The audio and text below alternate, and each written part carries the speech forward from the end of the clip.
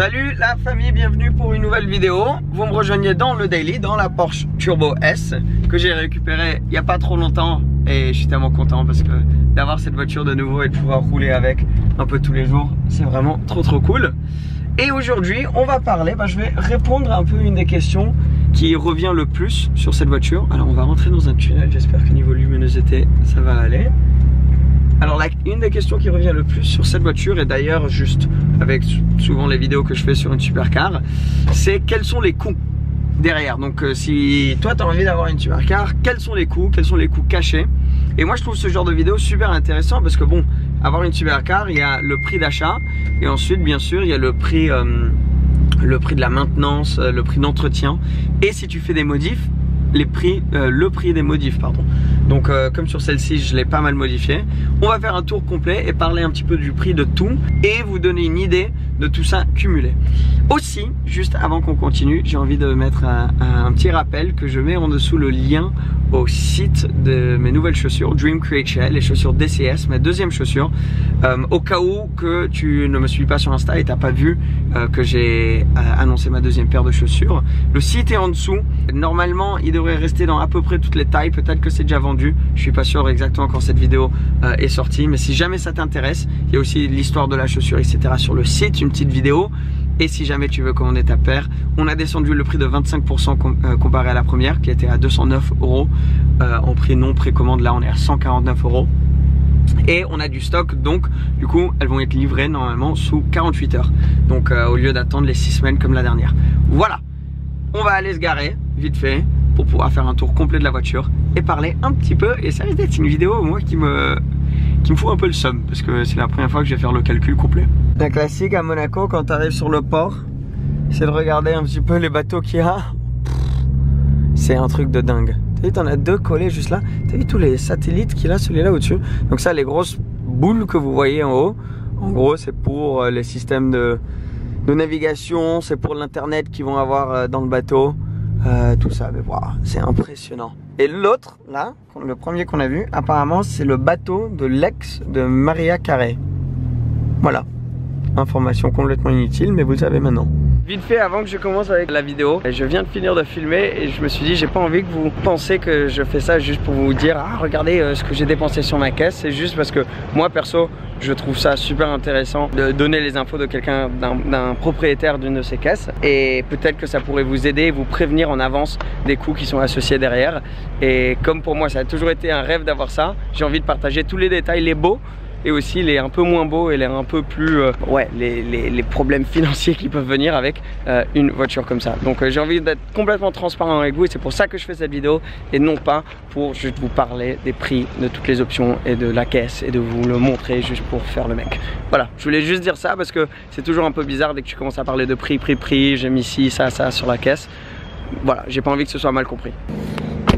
Ok, alors parlons maintenant, en faisant un tour de la voiture, des coûts. Alors bien sûr le premier grand coût c'est la voiture en elle-même. Alors ça c'est très difficile, ça dépend un petit peu du marché, de où tu es. Moi j'ai acheté cette voiture en Suisse, elle remonte souvent en Suisse etc, mais là elles sont assez bien en train de garder leur valeur parce qu'il y a eu la 992 qui est sortie. Et à cause des difficultés de livraison avec les 992, les prix des 992 sont restés pareils, voire même peut-être montés. Ce qui veut dire que les 991 gardent super bien leur valeur.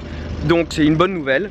Donc je pense qu'elle vaut à peu près pareil que quand je l'ai prise la voiture. Et une Turbo S comme ça, avec des options comme ça, c'est à peu près 180 000 francs. Tu peux peut-être même monter jusqu'à 190 000 francs suisses. Donc je sais pas, 160 000 €, quelque chose comme ça.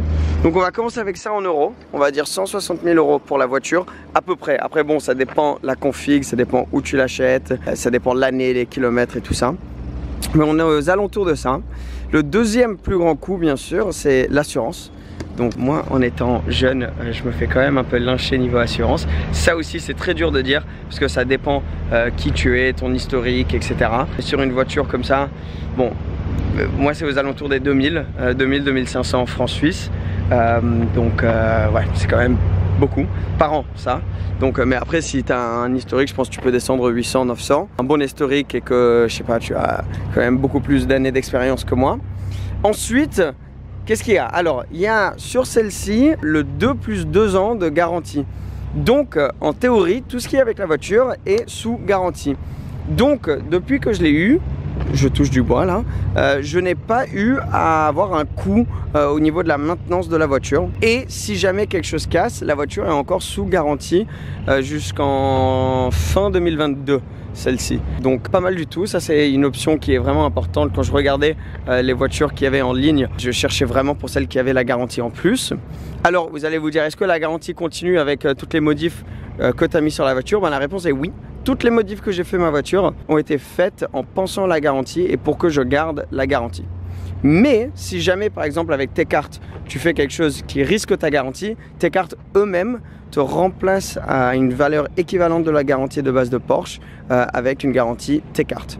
Donc voilà, ça c'est une autre chose qui est sympa. Donc niveau maintenance, je n'ai pas eu de coût depuis avoir pris la voiture. Les freins sont quasi neuves sur la mienne parce que les freins céramiques ça peut être un gros coup si jamais il faut remplacer ça.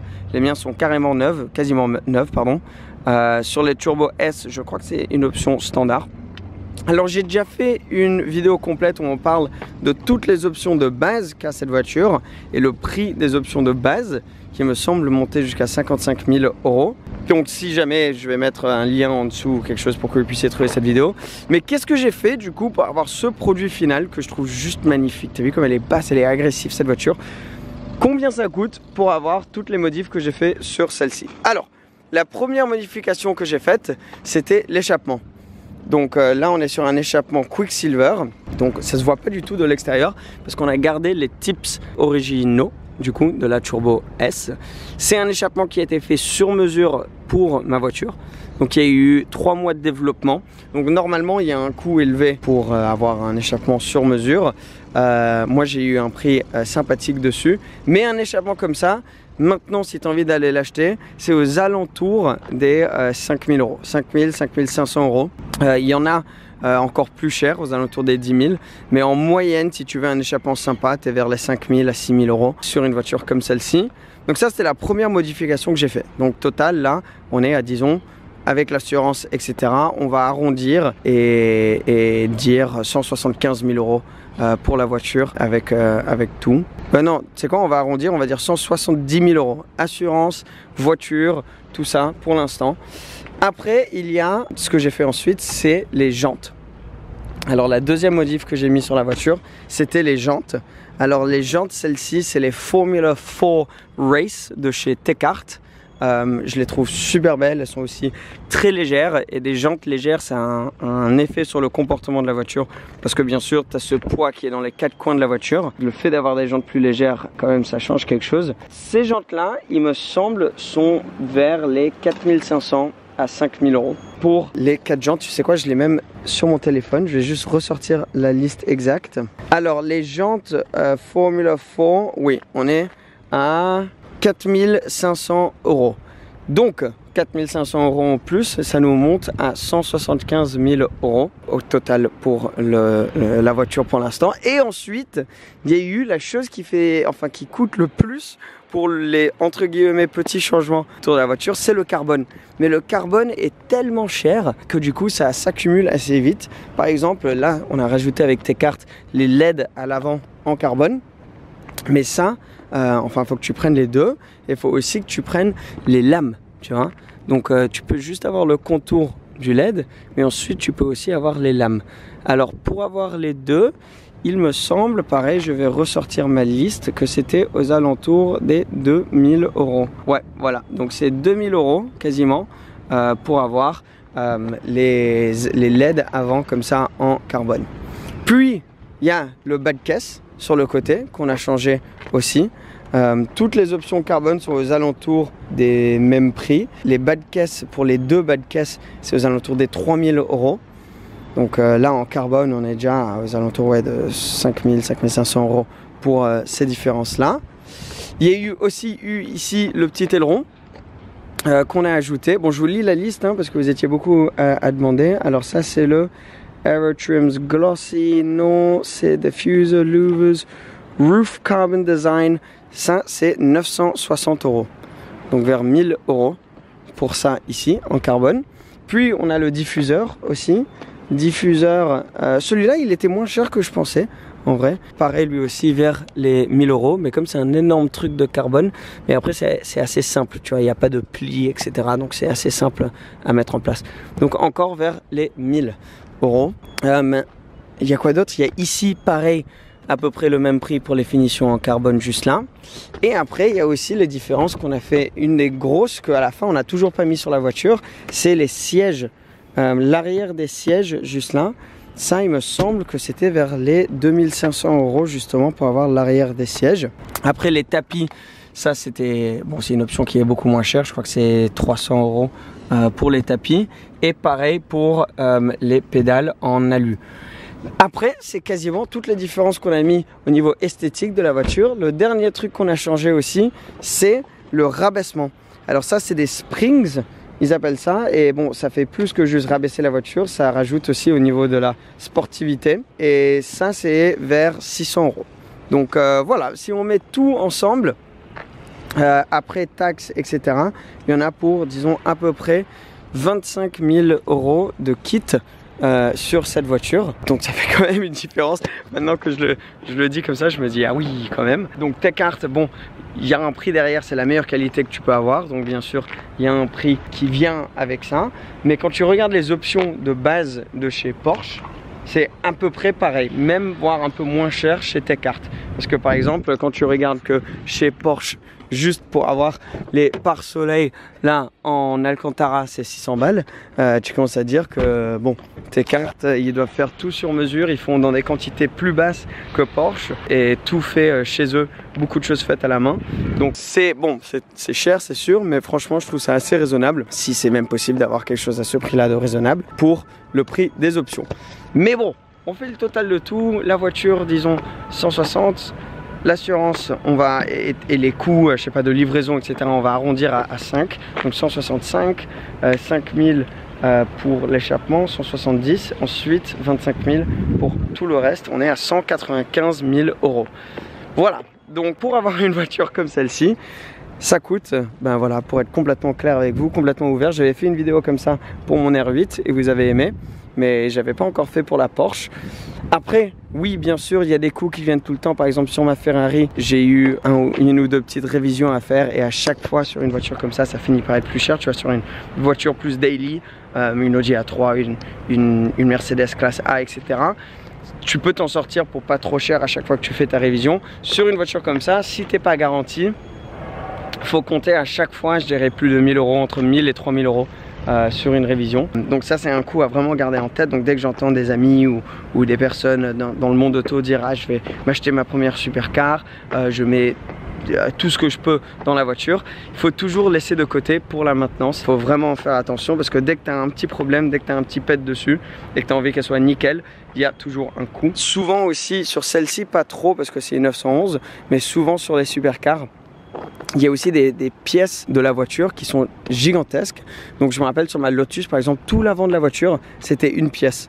Donc disons, si t'arrive quelque chose, sans faire exprès, quelqu'un te rentre dedans ou quoi, ou en se garant, quelqu'un te tape un petit peu et tu veux repeindre l'avant. Souvent sur les supercars, c'est des pièces beaucoup plus grandes sur des voitures plus standards.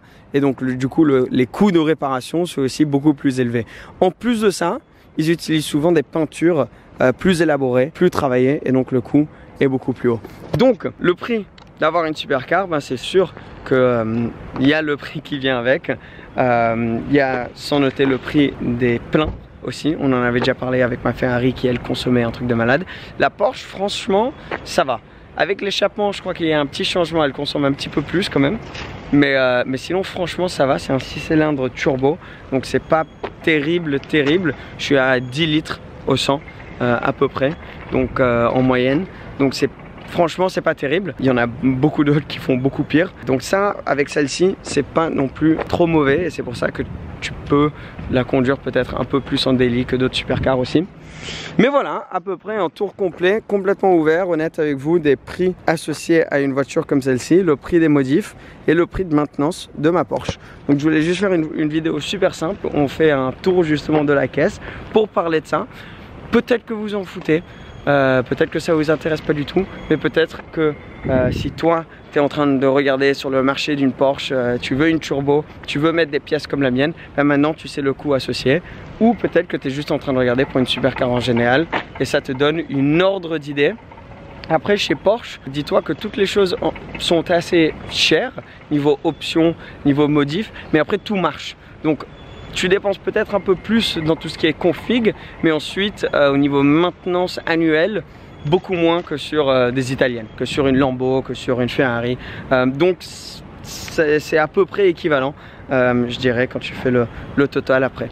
Mais voilà, je vais arrêter de me parler parce que moi je pourrais en parler pendant des heures et des heures. Dites-moi si ça vous intéresse ce genre de vidéo, parce que je pourrais peut-être demander à des amis qui ont d'autres voitures de faire des vidéos comme ça avec leur voiture et avoir une idée de l'ordre de prix que signifie leur supercar. Donc dites-moi si ça vous intéresse et on pourra en faire plus. En tout cas, merci beaucoup la famille d'avoir regardé cette vidéo, ça fait toujours plaisir et je vous dis à très bientôt. Ciao ciao.